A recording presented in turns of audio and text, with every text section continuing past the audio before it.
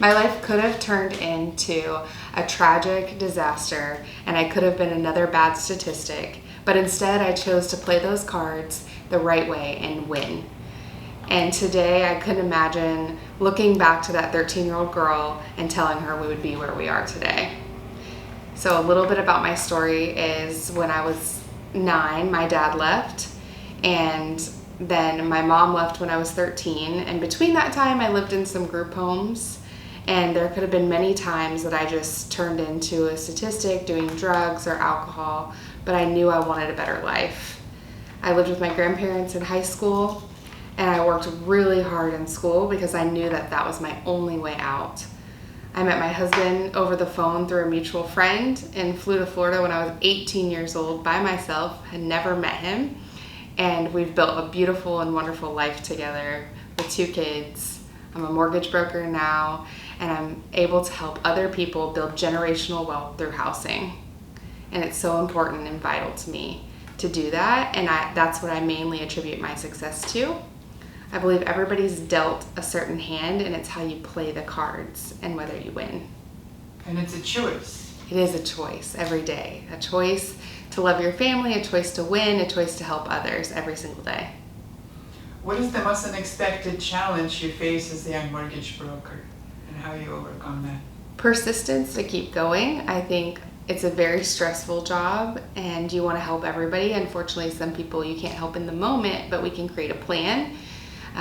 It's been predominantly a male-based business, and so women have in the recent years taken over that and just building trust with people as a young person. And how did you how's a young go-getter like you skyrocket to success? Because you're pretty successful. I work with you, and I know you doing extremely well.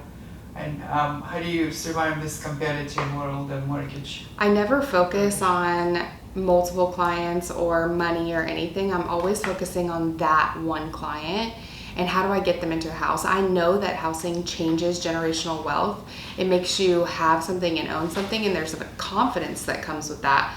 So for me to be able to help people do that, there's nothing that builds wealth faster than property and homes, as we've seen the values skyrocket in Florida. And so it just really changes families. People who own homes are 50%, their kids are 50% less likely to do drugs. So it's just a huge thing. People are less likely to get divorced by owning a home. There's a lot of statistics out there of how much a home helps, not just a place to live, right? Yeah. How do you stay ahead of the game in such a competitive? Social media, and social media can be discouraging because you feel like, oh, nobody's liking my posts, but I'll be honest with you, I've had a lot of people reach out that have never liked my posts. They're seeing your things, they're just not liking it. And just persistence every single day. I'm always learning things. I'm always here to help. I even tell a lot of my agents, like, I don't care if it's my deal, call me. And you know that, like, there's been plenty of deals that aren't mine that you Sunday, call. Saturday night, you'll be So answer the phone, always help. I think it's important just to focus on helping. So many people in this industry are like, oh, I gotta get the next paycheck, but that's not what it's about. It's about helping people, and this is the way that I do it. And if you don't focus on money, money will come. 100%. Have you ever had a client whose financial situation seems impossible to resolve? And how did you turn things around? So I recently had probably one of my hardest deals. He had an accident and unfortunately got addicted to opioids because of that accident. And there's guidelines that say you have to have 2-year work history and so forth. But I used his prison work history to be able to qualify him for the loan, because that, again, is something for him to work for, provide for his family. He's less likely to go back into drugs if he has that consistency. So it's so important for me. So I fought really hard, and many times I thought, oh, we're done. But they closed, and now I have a beautiful house. Oh, wow, that's cool. What is the most unusual property purchase you help facilitate finances for? Oh, man, that's a hard one. The few, I'm sure. Oh, I actually had one where a realtor was actually buying a house for their primary, And there was no kitchen, and the guidelines are vague about it, but it says if there's no health and safety. And I said, well, if you want to cook what if they only cook in the microwave and wash their dishes in the bathtub? Who said that there needs to be a kitchen in a house? And so that was probably the most unusual property, for sure. How do you maintain work-life balance while juggling the demand of thriving career and finances? I don't believe in balance because I don't think that you can balance two things at once. When we think of balance, we think of this, but unfortunately it just doesn't work. So I think you have to decide what the priority in the moment is. So if my daughter is talking to me, I'm not going to answer the phone in that moment. I'll call back. But if I'm available and I can answer that phone, I'm going to answer that phone, and that phone becomes the priority. And just like even in this interview, this is the priority. I can't be on the phone and be in the interview. So we just have to decide what the priority in the moment is and take the pressure off of just thinking we have to have balance all the time. And you're also teaching your kids work ethics that way. Yes. It's like, I'm working on our... And on the weekends, I'm like, we're at SeaWorld, but I have to answer my phone. So it's okay because people are looking for houses, and that's important for me.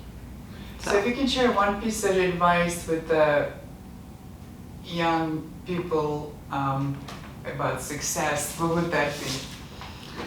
I think that so many times we think because we were dealt a bad hand that we are a product of what we came from, and that's just simply not true. As a girl whose both parents left at 13 years old, I lived in group homes and so forth. It's important to know that that hand does not define who I am. Otherwise, I would, maybe be doing drugs or something else instead of this. And so it's imperative to know that success, you do deserve success. There's so much of society that tells you, oh, because of this, you don't deserve success. Well, don't listen to them. Keep going. Especially in sales, I know a lot of people in sales know this, that it's hard and you have to keep going. And you've got to press past that breaking point, because when it seems the hardest is when you're probably just about to reach that breaking point. And so just don't listen to society and keep going. Keep pushing forward to what you want, what makes you happy, what makes you help others, and just really give back to your community and just be involved and do what you want to do with a passion. And what is the best advice you ever received? So when I started in this, I had never been in sales before, and I did not want to be in sales. And my husband had been in sales for 10 years. And he said, well, stop selling anything, just sell yourself. Everybody loves you. And so I took that advice very much, and I just started being me. I rarely ask anybody for a business. I know that what's meant for me will be for me, and I love people and I love talking. So I think that it's important to not be salesy and just be who you are.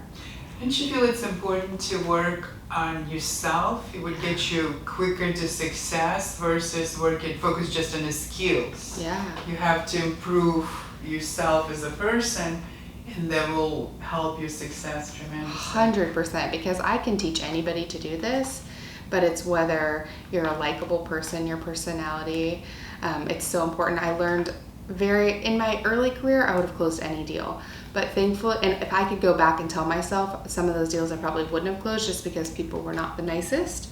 Now I don't tolerate that. I just, sorry, go. Because I won't tolerate my team being treated badly. I won't be treated badly, and I want to help everybody. So it's important to know your value as well in all of it. And what are you in your company? I know you're successful, but how successful are you? So I'm top 47 in the United States as a broker. Really? And number 2 in Florida. Wow. So this year. That's amazing. Yeah. Oh, thank you. Thank you so much. And if anybody needs help, reach out. Yes, we're going to have a link for our website.